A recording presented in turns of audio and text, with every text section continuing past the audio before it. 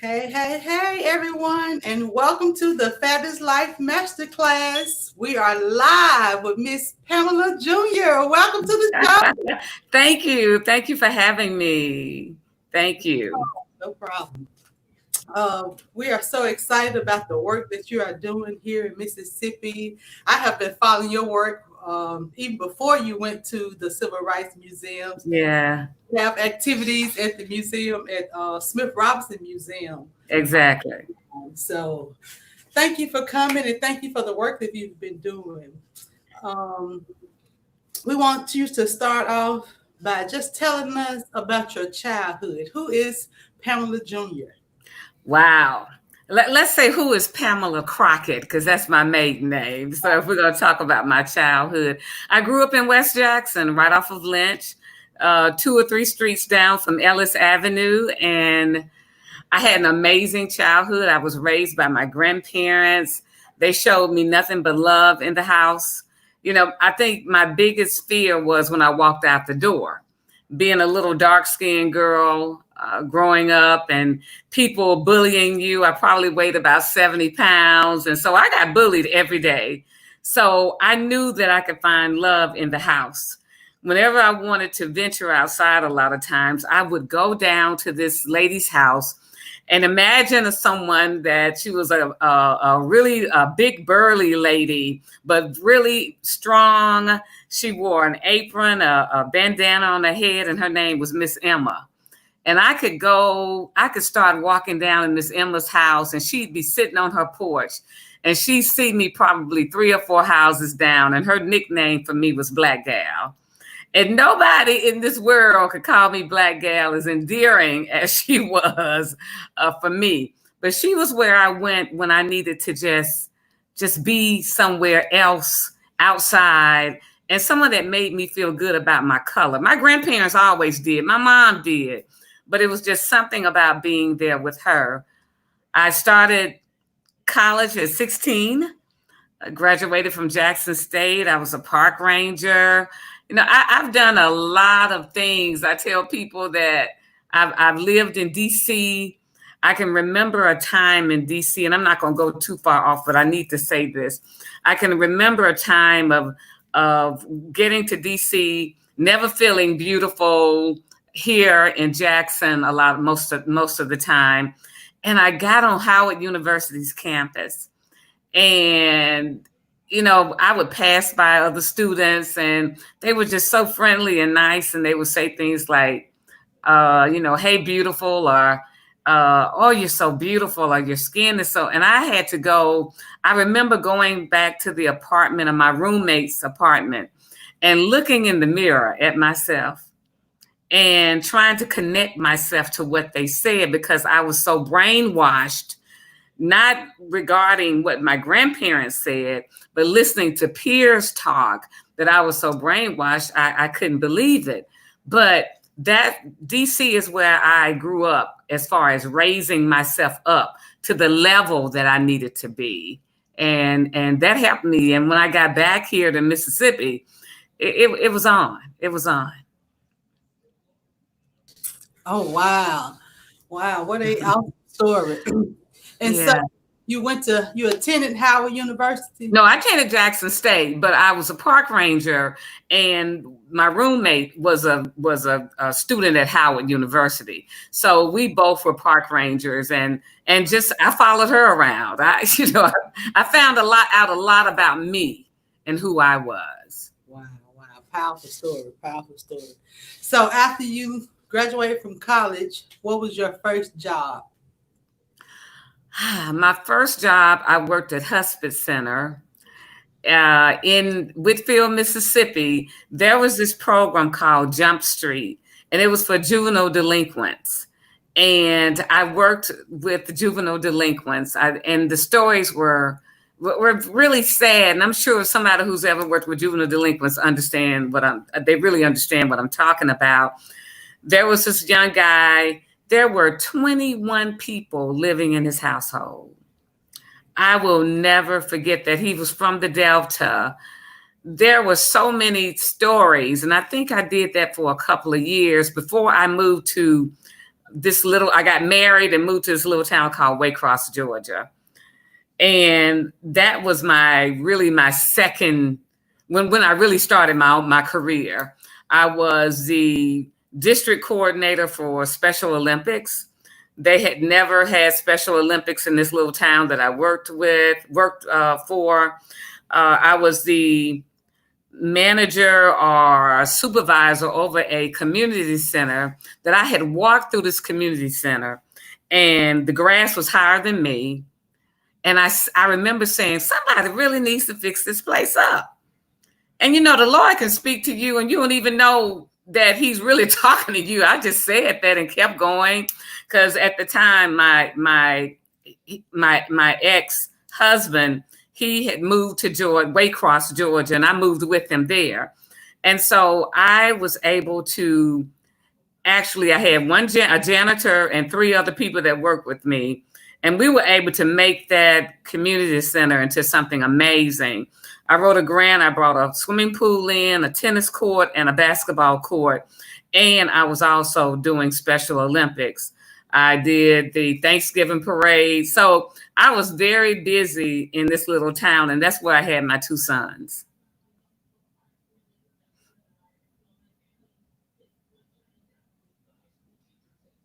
Are you there? Yes. What an awesome story. Yeah. So, when did you start your career in history? How did you get started working with museums? Well, I moved back to Mississippi with 2 boys, and I met this lady named Ruth Antoinette Baden Campbell, who will, even though she's transitioned on, will always be my mentor. And I remember her coming to me and saying, I'm tired of you playing. You're a businesswoman. I know what you know how to do. I'm tired of you playing. And I was like, what do you mean playing? And I didn't like her at first. That was the first thing. But she told me that there was a position opening at Smith Robertson Museum and Cultural Center. And she needed me to come and bring light to that place. And I was like, well, Mrs. Campbell, I don't know if that is for me. She said, it's for you.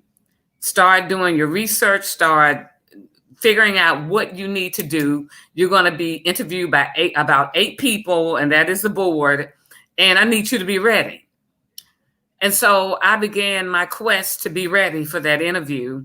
That same day that I interviewed, I was having a Halloween carnival at the Jackson Medical Mall with staff for the City of Jackson's Parks and Recreation Department. I went out there with my sons and told staff, you guys watch after my sons. I had on a t-shirt and blue jeans. I went to the restroom and put a suit on and was interviewed by the Dr. Jessie B. Mosley, who is the founder of Smith Robertson Museum, and 7 others. And I can still hear her voice saying, hire her right now. This is who we need. And at that particular moment, of course, I had no idea. I changed after the interview. I changed back into my blue jeans and my t-shirt that said City of Jackson Parks and Recreation on it. And we finished that Halloween carnival. Probably about a week later or 2, I was told by the director of Human and Cultural Services, who was LaVon McGee, that I had gotten the position as manager for Smith Robertson Museum and Culture Center. And immediately on my shoulders, Ruth Antoinette Baden Campbell was on one side and Dr. Jessie B. Mosley was on the other side. And I had no choice but to make sure I made this place what it turned out to be. And how long ago was that? I started December 99. And so from 17 years, I worked at Smith Robertson Museum and Culture Center, and it was my life chore. And actually, I feel like it still is, because that's my baby. I wanted to make sure we got powerful people in there, because I was not any larger than the people that came and worked with me. And it was a team effort to make sure that place worked. And I have to say this, and I don't know if he's listening, but Harvey Johnson Jr. allowed me I told him, give me 1 year after getting some people out that were not bringing that passion to Smith Robertson. Give me 1 year to close Smith Robertson down. And he said, okay, Pam. And he did. And hey, we are, that place was a prize winning and still is an amazing place to visit here in Jackson. And I just want to encourage people, if you haven't been to the Smith Robertson Museum, definitely go and see the museum. Tell them a little of the history behind that museum. Most people don't know. Well, it's the first public school for students in Jackson, Mississippi. And Richard Wright, the amazing Richard Wright, graduated from Smith Robertson School in 1925. I'm trying to, I hadn't said these things. I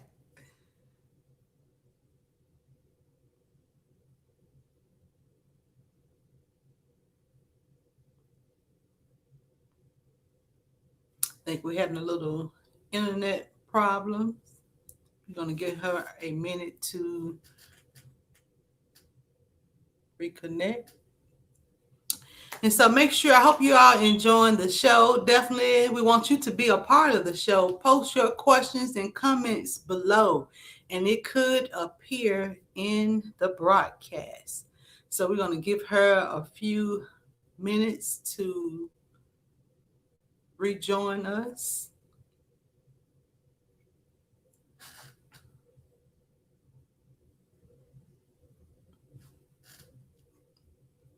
Can you hear me? Okay, so she got to come back in, you guys. And so definitely go and tour the Smith Robertson Museum. It was the first school for African Americans here in Jackson, Mississippi. And like she said, Richard Wright attended the school. They actually have this one exhibit that is like a ship. And you walk through the ship, you get to see the slaves packed to capacity on this ship. When I just tell you the type of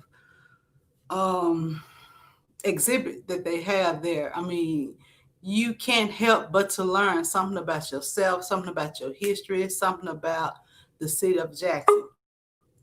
Okay, she has rejoined us. I have. I'm sorry. Let me put this laptop up. I am having problems with my internet. I have been having it. You can't hear me, can't you? I can hear you. Okay, very good. So I knew this was going to happen, but I had my phone ready. So we're going to hope I'll be able to get through that. I can't remember where I was because I'm sweating now. So I'm sweating. What was your question you'd asked me? Okay, the sound is terrible.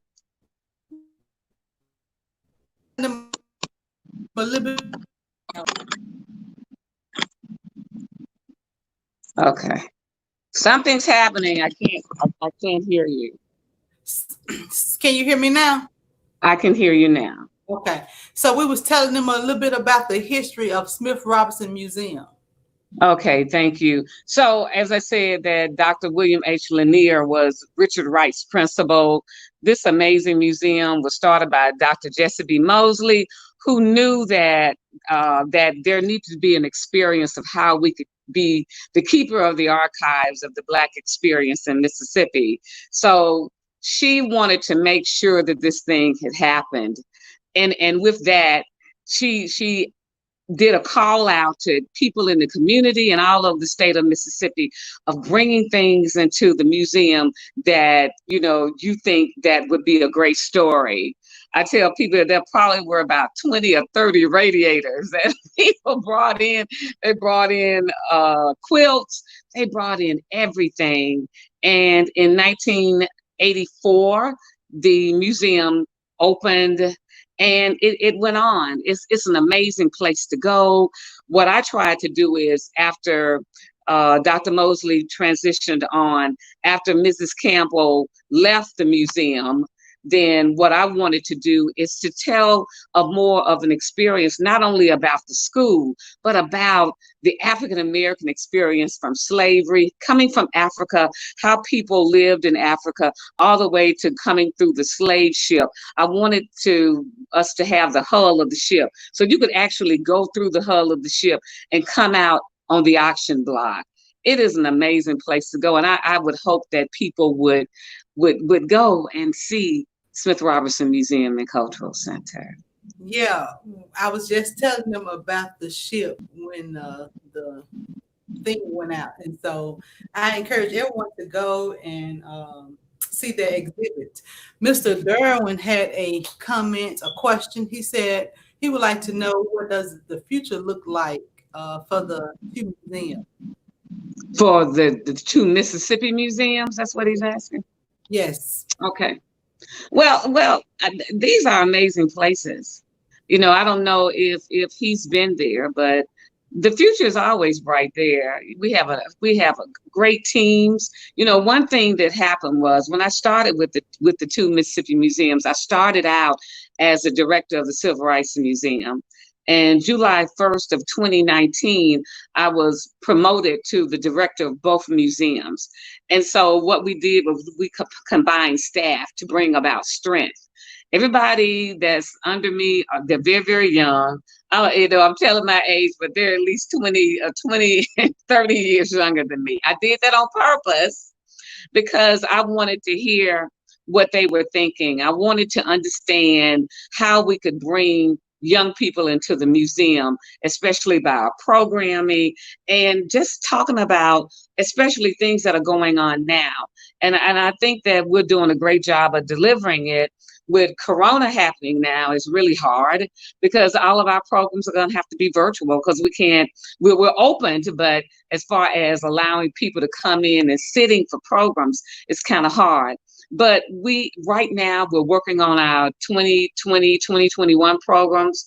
We have a new exhibition that will be coming in 2021, I Am a Man, which really talks about those photographs of the civil rights movement, Martin Luther King and Medgar Evers and James Meredith and that March Against Fear. So we are a teaching tool, and it's important for us to make sure that all the stories are told in regards to how Mississippi started. And of course, as most people know, we did receive the Mississippi flags. So maybe in the next month and a half or so, we'll be displaying that in the Museum of Mississippi History. Wow, wow.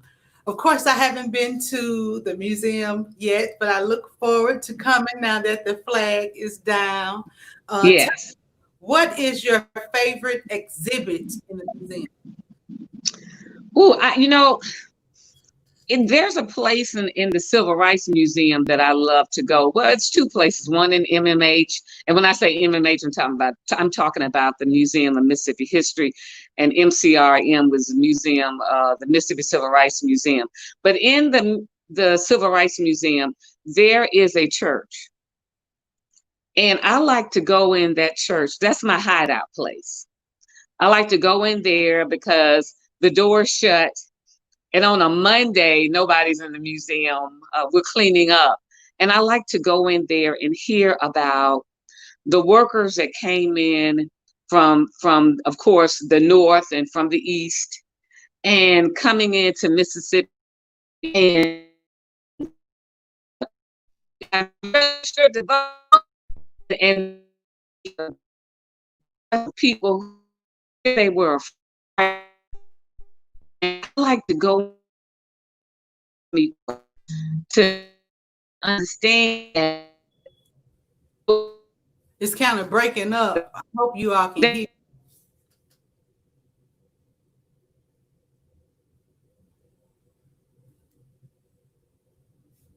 Yeah, I think she'll have to come back in as well. So we have a comment from Mr. Curtis Nichols. Smith Robinson was my intro to Mississippi. 1999, I was brought to Mississippi as an artist in residence. I taught painting with oils and to seniors at Smith Robinson. Okay, Curtis, we have to have your talent here in Mississippi. Thank you for contributing to the art here in Mississippi.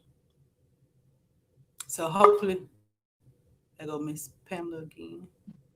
This is gonna be rough. This is Dr. J. This is gonna be rough. We're gonna get it together. That's all right. We're gonna get it together. Okay. And so you was talking about the church and how you go Yeah, to close the that's door. where I love to go, the church. Yeah. To hear Fannie Lou Hamer singing, to hear Hollis Watkins singing songs of empowerment. That's where I love to go. That's my hideout place. When things are rough, I need a break. They know they can find me in the church, in the Civil Rights Museum. Wow, I love it. I love it. So you all continue to ask questions. We're going to talk about some general questions until you all ask, I guess, a different question. So, Okay. Ms. Pam, I want you to tell us, who is God to you? Ooh, he is this spiritual shroud that continues to cover me, that continues to cover my children. I believe that the ancestors are sitting at his feet. I believe that the ancestors pull on his robe and say, you need to help this little girl down there because we know she's trying to do the work. And she may feel like she's getting old, but it's more work for her to do. It's so, God is power. God lifts me up when I'm vulnerable. God is this being or this, again, this spiritual peace that is all over. You know, I don't know what else to say. I just think he walks with me every day. I think that I walk in his footsteps. And again, going all the way back to my first ancestor, I believe that they are a part of him, and they pull on his little robe. And when on July 1st, when that flag was put in my hands, I believe that the ancestors held me up because I wanted to fall. I buckled, and they were there to lift me up. And they told me, and I could hear them talking, and I did like this. I kind of shook my head, and I stood up, and I put, and when that, so that I could hold it with pride, as far as something that was evil and bad, and there was not going to be a weak moment that I could have doing that. So between God and the ancestors, they held me up because I cried for 3 days. It took me 3 days because I didn't realize what all I had done at that moment. For some reason, it just wasn't there for me. But for 3 days, I cried, real tears, and I stayed in the house, and I had to get through that thing because that was rough for me. That was rough for me, and I'm teary-eyed now, just thinking about that. God put that on me, and that was a part of my destiny, that the little black gal from off of Lynch Street would never have known that that's where she would have gone to. Something that was so bad for all of us. I held it in my hands. Crazy. I know, right? Look, I was getting emotional as you. I am. I can't help it. It's there for me. Yeah, people don't even just understand that what that symbol represents to us. And yes, just to see Mississippi finally put that flag in the museum, I swear I would never thought they would do it. No. See it happen. It's like, wow, God can do anything. And Dr. J, as soon as she gets to the good part, it froze again. Touched it. Then you had your honor guards were Black men, and then as they were coming down the sidewalk of the 2 Mississippi museums, they handed it to a Black woman. Wow. Nothing but God. That's all I know. That's all I know. That's all I know. That was God. And so I'm just glad that God put that on me. And when I got home that evening, because I was crying in my office, I started crying in my office afterwards. And I got home that evening, and all night I was afraid to go to sleep. I was just afraid. I was like, I don't know if I'm dreaming or whatever. What just happened? And I was seeing what people were sending me, all the love, and people from out of towns, saw it. Little old me, again, from a place here in Jackson, Mississippi, that people may not have thought much about, and bullied me, did all these things. And here I am today, the director of the largest museums in the state of Mississippi. God is good. God is good. And just hearing you say that, it reminds me when they said, "Isn't that Joseph's son? Huh. Isn't he a carpenter? Isn't he from Yes. Hebron?" Yeah. So they did the same thing to Jesus, and look at him. Yeah.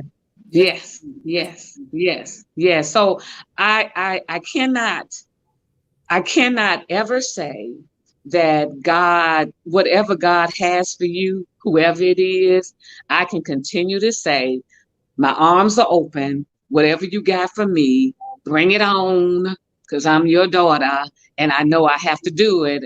And the ancestors, my grandmother, and all these people are people that brought me into this world. Because of them, I am. Yes, indeed. Yes, indeed. So how would you describe love? What? Love for me is, passion, because I had a love for Smith Robertson Museum. I have a love for the two Mississippi museums. Love is a passion. Love is colors. And this is the first time I've said this, because at any other point I would have just said, because the two most important loves of my life are Jarrell and Rashad Jr. That's it. You fall in love, but they have a piece of my heart. There may be there's another little piece of my heart, but love for me is passion. And I try to show that every day of my life, to show people love, because, I don't have my grandparents anymore. I have my mother, but I just think black, white, green, or yellow, we need to be able to show them love. And that wasn't always easy for me to do, Dr. J, because being wrapped up into Smith Robertson and talking about slavery, I had a hardness about myself. And I love my people so much. But now my chore is to teach others about who we are, and where the skin comes from and how they are of us and our greatness. I just want to show them. I want to wrap my arms around them.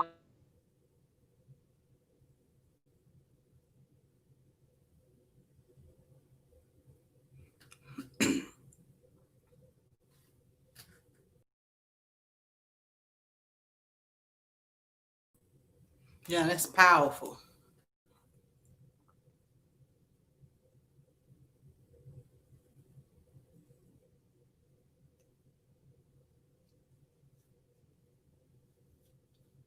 I think it froze up again. So make sure y'all Okay, continue.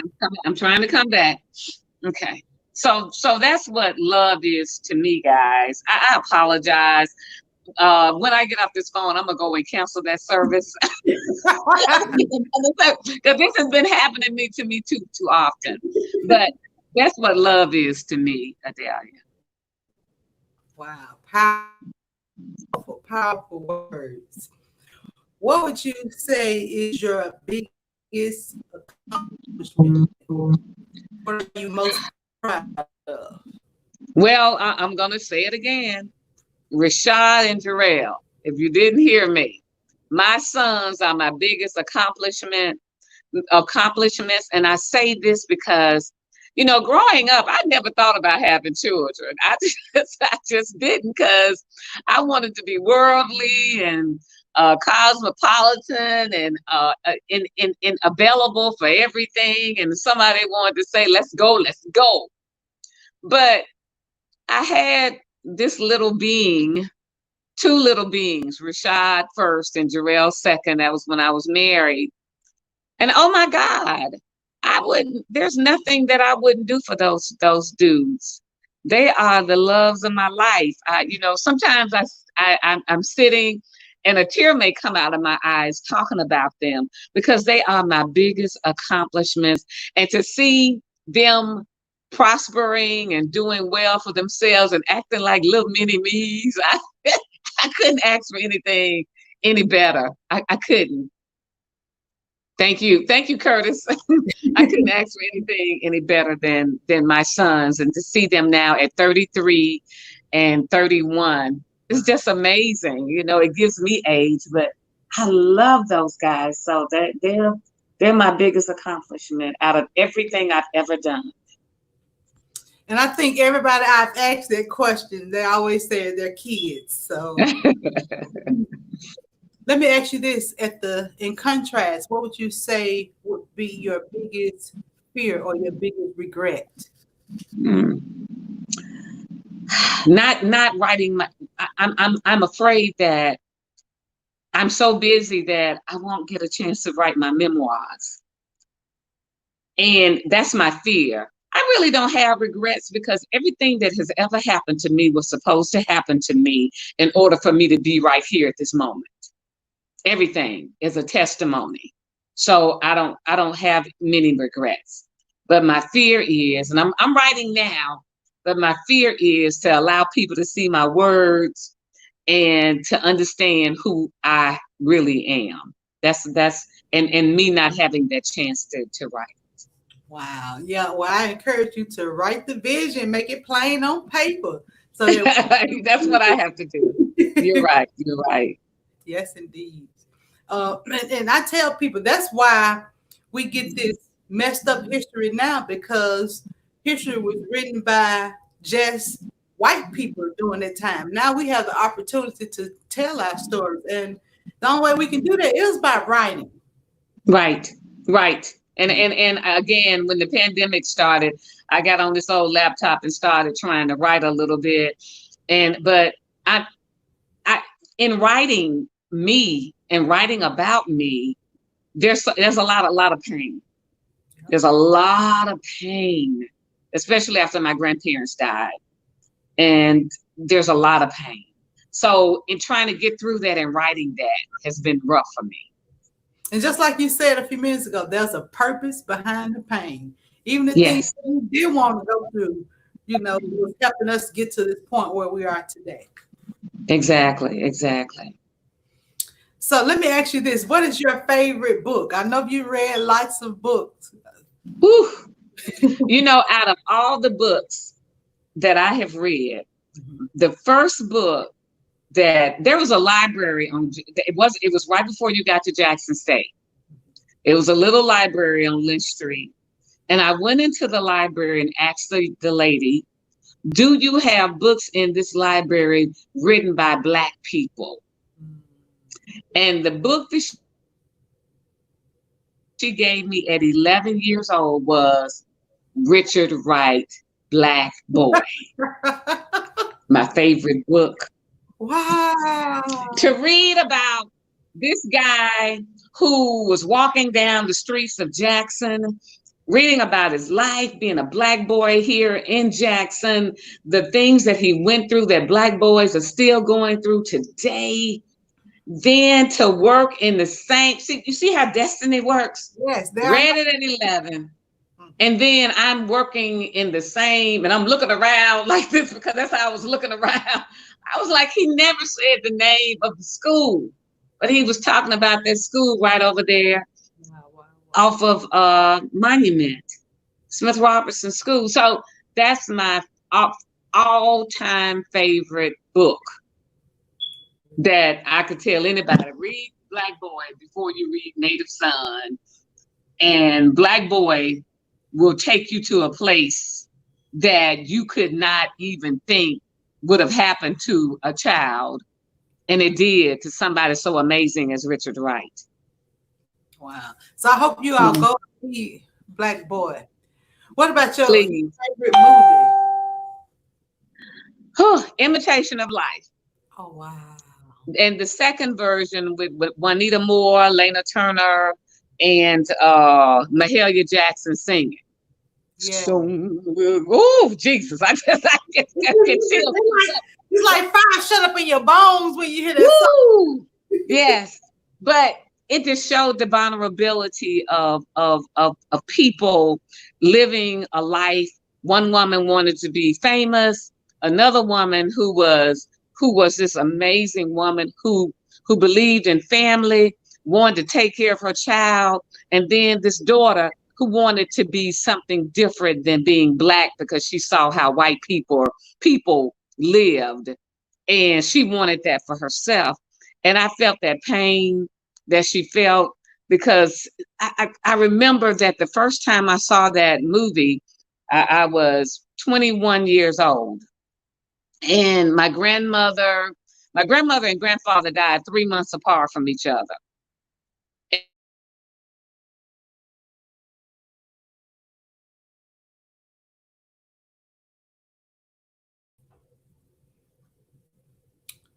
The audio went out again. I hope you all can hear on that end. I hope you all enjoying the interview. Definitely keep posting questions and comments.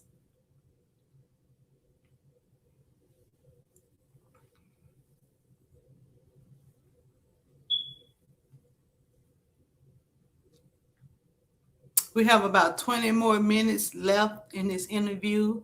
So make sure you all post questions and comments while we have Miss Junior on the line with us today.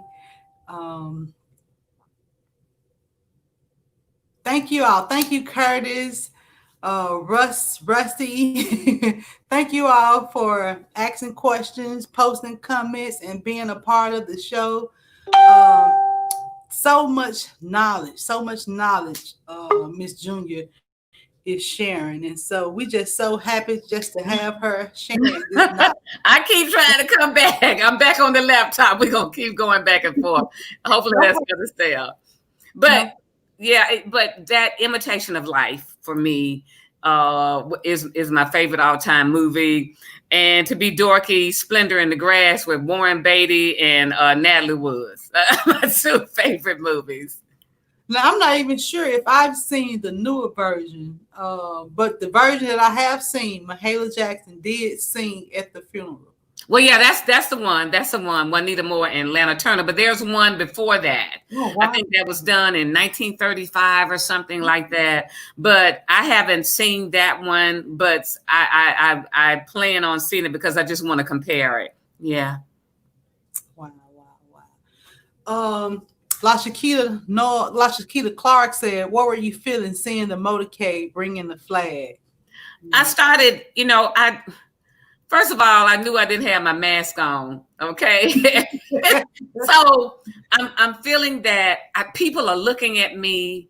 I'm watching them coming down towards me. And I want to buckle. I'm getting weak. It's really happening. And I am the one. And I remember asking somebody, "Where's Judge Anderson? Tell him to come out here."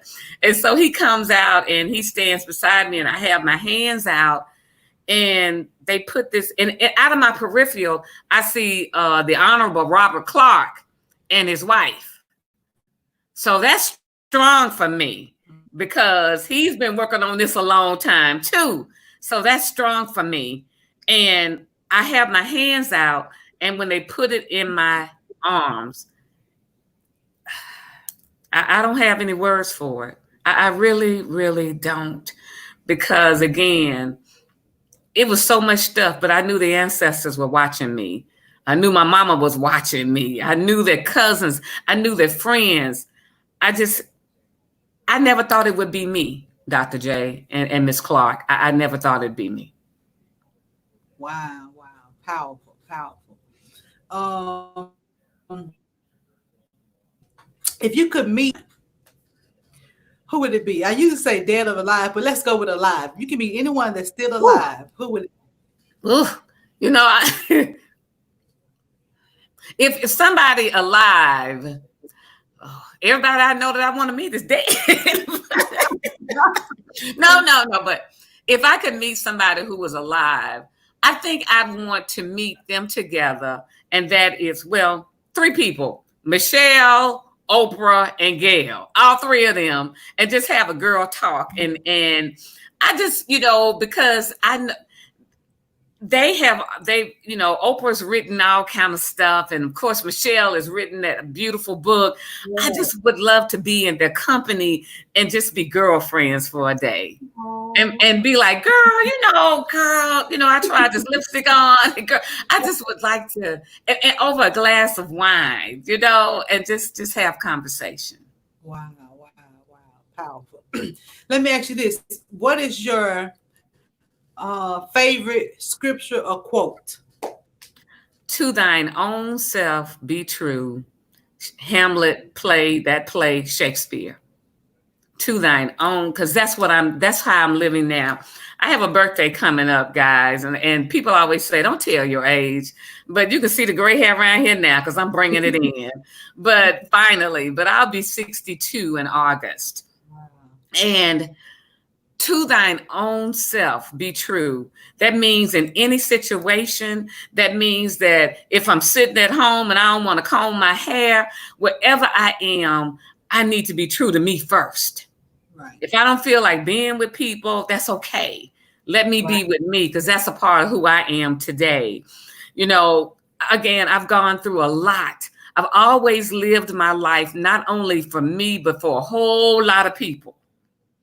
It's time for me to live my life for me. So I have to live by what I heard my grandmother and my mother say, because my grandmother told my mother first. And my mother told me, to thine own self be true. So that's what I'm working on. That's important for me. That's powerful to live your own truth and be okay with it. Yeah. That's who I am now. I love it. What final words would you give to the next generation, or would you give to your younger self? Let me say to me that it's okay. I'm getting ready to get emotional. It's okay to not have a whole lot of friends. It's okay to be bullied. That's okay, because that does not define you. It does not make for who you are, because you're going to turn into this amazing, phenomenal woman who is going to be known for her passion, who's going to be known for wanting to uplift her people and to be there for her friends and family. So don't worry about those people. They're nothing. They will be nothing. You are enough. You, that young girl who Miss Emma thought was beautiful all the time, that one thing, that you're who you are, and nobody can take that from you. That's what I tell my young self. Girl, you got me over here in tears.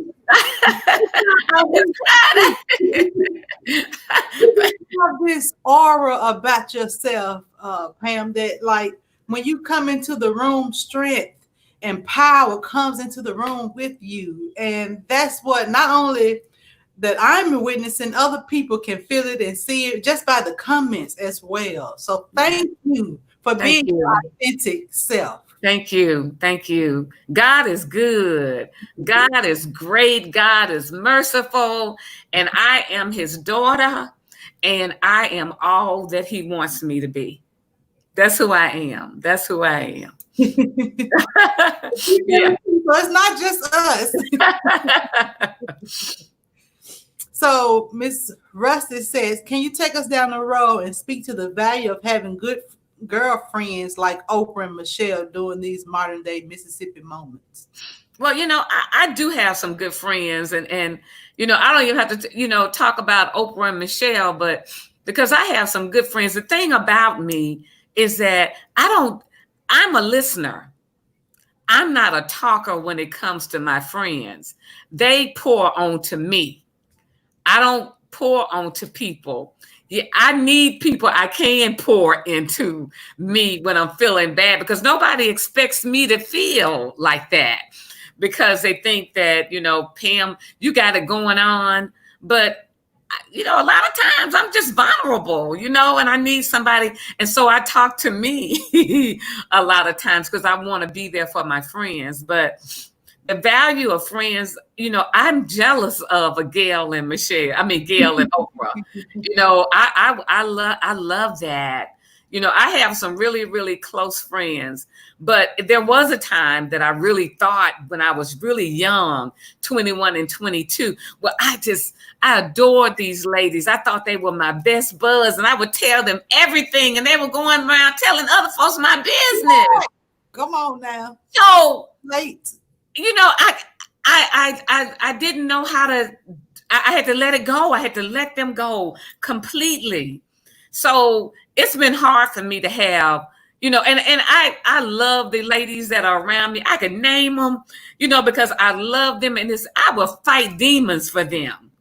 But I can't tell them when I'm hurting really bad a lot of times. I can't tell them that I may need help.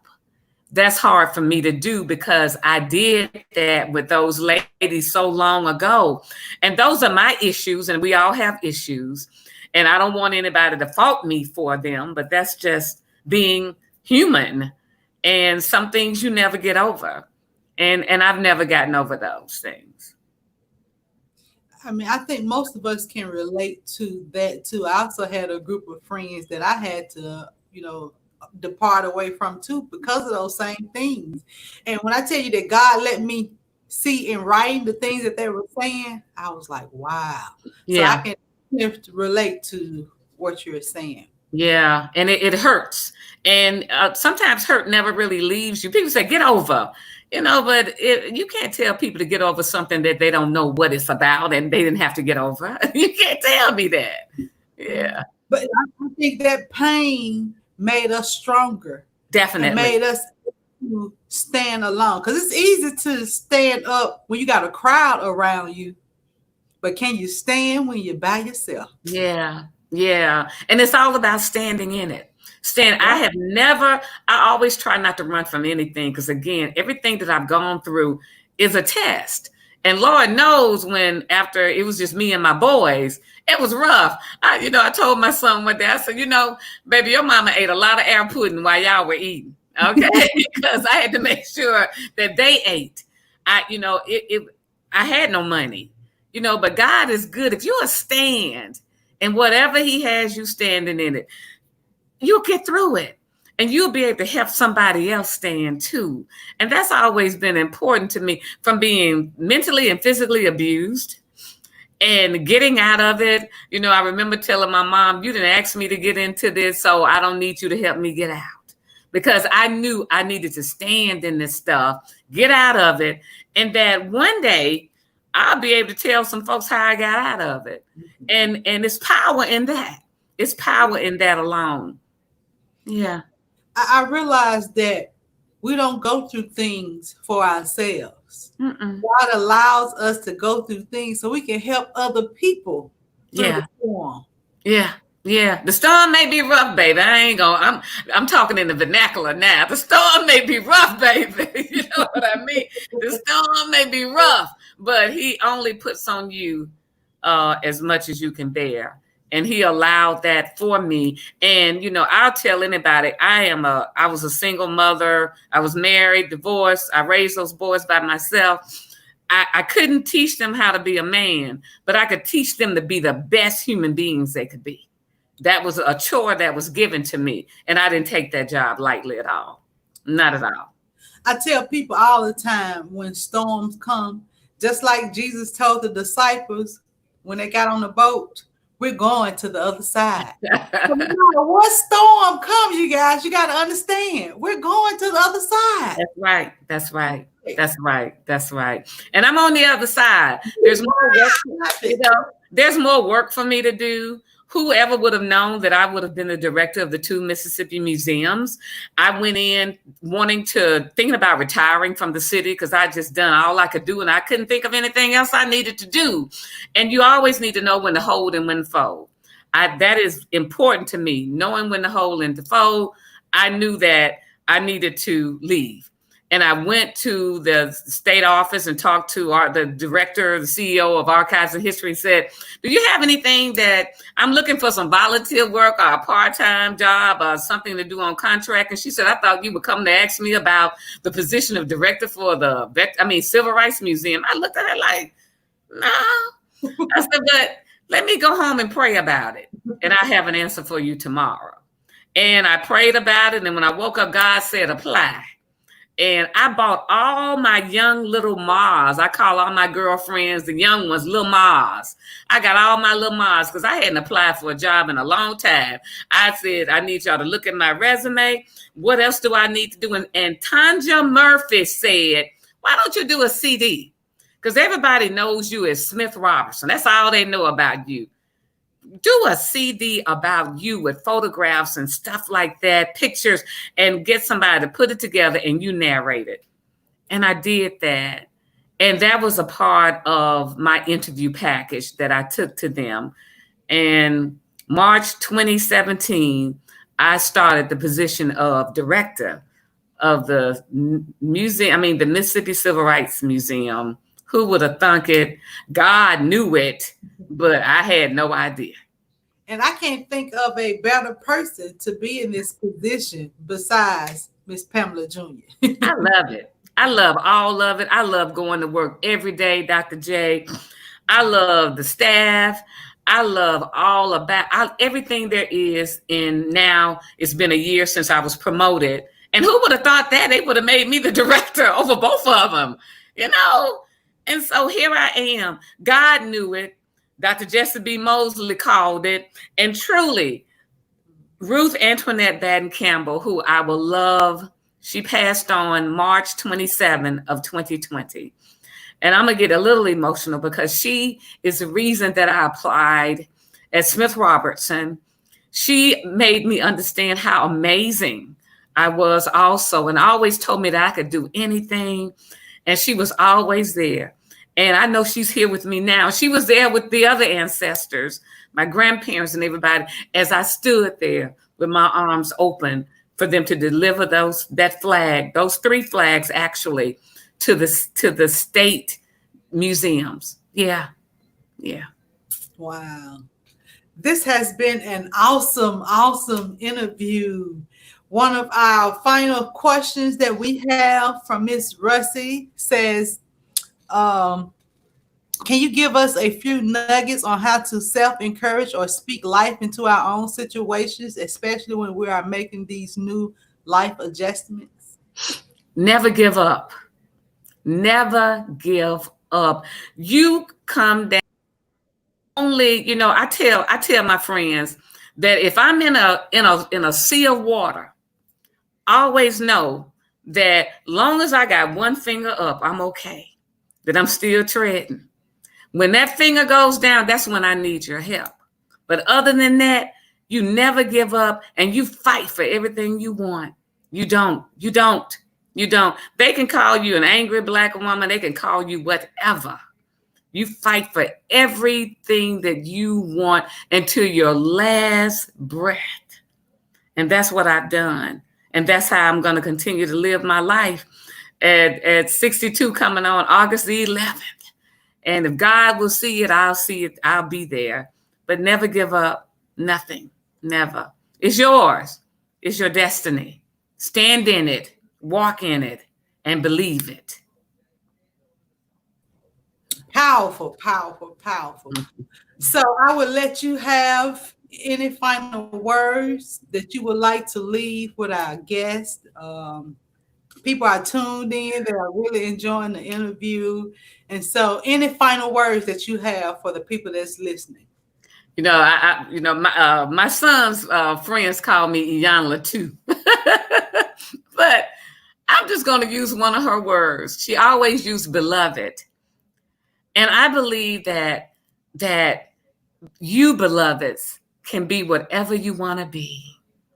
You can mold and create that thing, that inner thing that's in you that's wanting to come out. Be it, believe it, own it. It belongs to you. It's you. It's yours. That's all I have, Dr. J. That's all I have. Well, you have given us enough today. I'm just so full. I have enjoyed this, girl. You got me in tears over here. It's got me crying. I cry too much. I move my picture. But crying is a cleansing. It is. And we all need to cleanse, and it's always something, So, again, I've only given you a smidget of who I am and what I'm all about. So, again, God is good. God is great. And I believe that with everything that I have. And keep on fighting, baby. You're a winner, always. Thank you. Thank you so much. And thank you for just sharing a little part of your story with us. Thank you. We really love you. We love the work that you are doing. And we're going to just cover you in prayer. So thank you. Keep doing the work that you're doing and keep being fabulous. Thank you. Thank you so much for inviting me. And thank you, guys. I appreciate you so much. No problem. We love you. Love you too. All Bye-bye. right. Bye-bye. Wow. Oh, my goodness. Yeah, that was so powerful. I am full. Wow. What a great interview.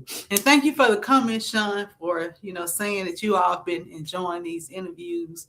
Like I said, my whole purpose for doing the Fabulous Life Masterclass, so that someone could find help, so that someone could say, oh, she's been through what I've been through. Oh, they fighting the same battle that I've been fighting. So everybody has a story. Don't be afraid to share your story. And like I said before, when we go through things, it's not just for us. God allowed us to go through things so that we can help other people. Our testimony can help somebody else. And so we just thank you all for tuning in and being a part of the show. Like, you all give me motivation to keep doing this. On the weekends, we be lazy. We don't want to, move out of our comfortable spot. So I just thank you all for your support. Thank you all for tuning in. And I really, really appreciate it. I think my next interview, I know I got Dr. Rodney Washington coming up.